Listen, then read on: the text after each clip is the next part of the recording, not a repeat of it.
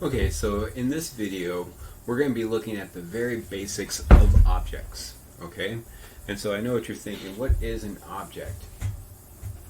Well, basically an object in JavaScript is something that is defined by a set of properties within a class or a formula for making this object, and so that doesn't sound very clear.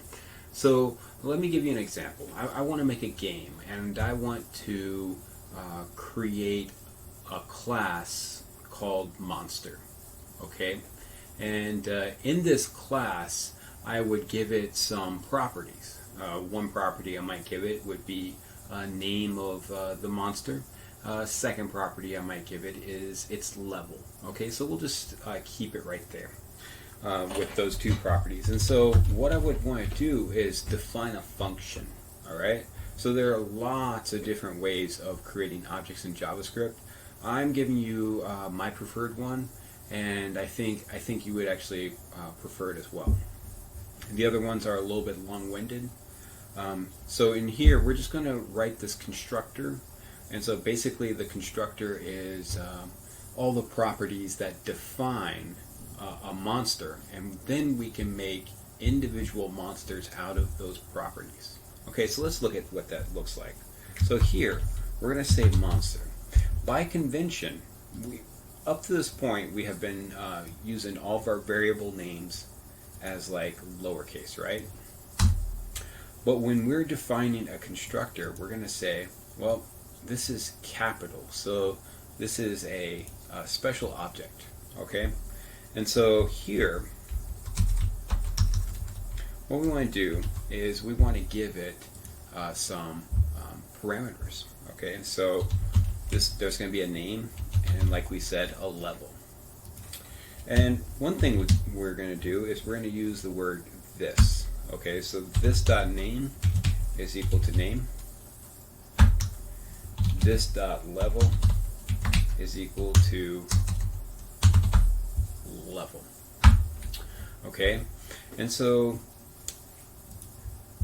I want to create an object out of this this formula. How would I do that? But first, let's look at this real quick. So notice what I did here. I used this keyword, this.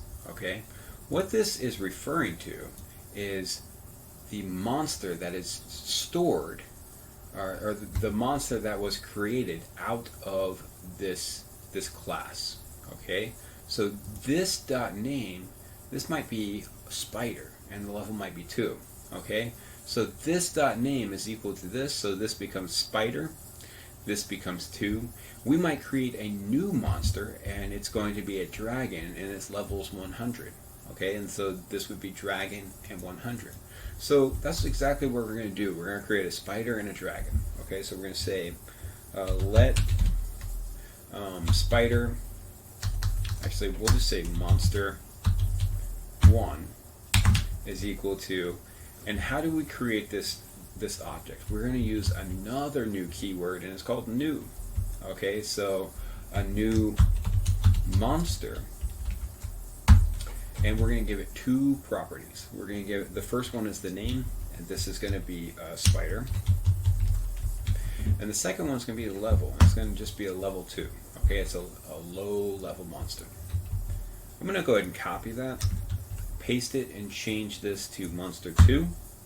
And this stays the same because we're still making another monster. And all monsters are being created from this specific function. So this is going to be a dragon,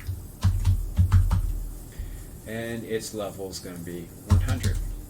Okay, and so what we want to do is we want to console.log both of these monsters. And so how we do that? Well, we've done it before. We're just going to give it the name of our variable. Monster 2. So I'm going to go ahead and inspect this, and we see that we have a monster here, and it has some properties. It's levels 2, its name is spider, and we see that it is an object. Okay, and here we have another monster. It's levels 100, and its name is dragon. Okay, and so you can start to see the value of having a single way of creating a monsters, because if we really wanted to do this, we would have to if we wanted to do this without using this type of functionality, this object, what we would have to do is define this. We would say let bat equal, or let monster1 name equal spider. Let monster1 level equal 2, and so forth and so on. And we could have a trillion of these. If our game was, well, not a trillion, you get the idea, but we could have a very large number of different variables, and this isn't going to work, okay? Especially if your game is very large and you have many properties and you want to keep track of all these different monsters in your world so that you know when collisions happen with your players. This is it's not workable, okay? And so what you're going to want to do is keep an array of monsters, okay? So this is the last thing we're going to do in this video. And so we know that arrays are basically a collection of the same type of element, okay? And so, or of objects. And so what we're going to do is we're going to say let monsters equal an array, and I'm going to say monsters dot push, and I'm going to push monster1, and I'm going to say monsters dot push, and I'm going to say monster2, and I'm going to go ahead and console log that.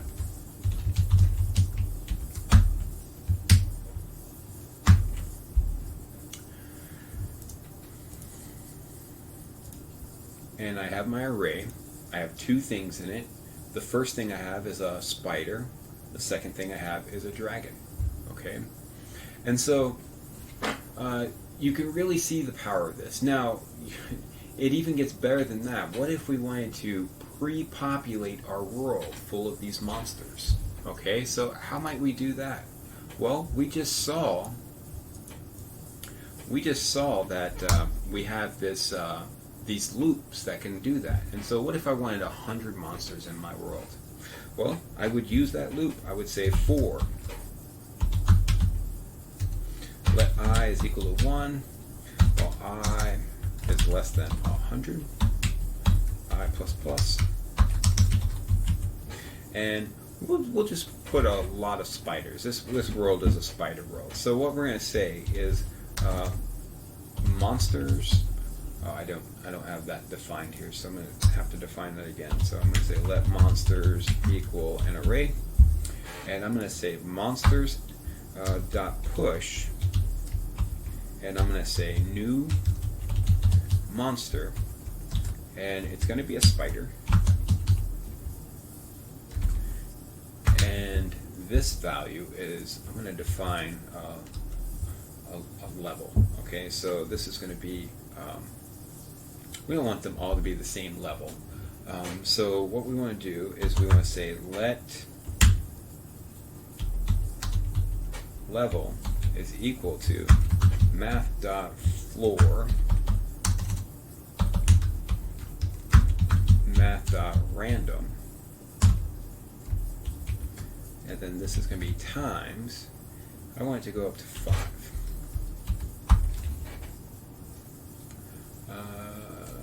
Yeah, right here. And I don't want a level 0. Okay, so I'm just going to say plus 1. And then here, when we create this, we're going to say lev for the level that we're calculating right here. And that looks like it's it. And so I'm going to console log this monsters. And I see my console. I have an array of 100 things. And in fact, I have an array of 100 spiders with levels that are randomized between the values of 1 and 5. And so you could see how this might be useful, especially if I gave my spiders an X and a Y and allowed them to populate my world, and they could walk around and, you know, with minimal effort on my part. Okay? And so you can start to see the value of all these things that we have already learned at this point. And so that actually concludes this series of videos that have taken us from zero to late beginner. We're still a beginner because we haven't really solved any problems with these. And so what we would like to do is solve some problems with what we have learned.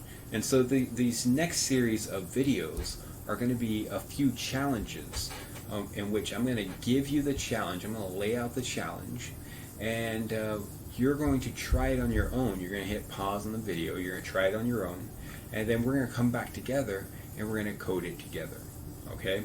And so once we get through a few of those types of challenges, you know, I think we're going to be able to move to our intermediate level JavaScript series. Okay, so I'm super excited about doing those with you, and you know, I hope you are too.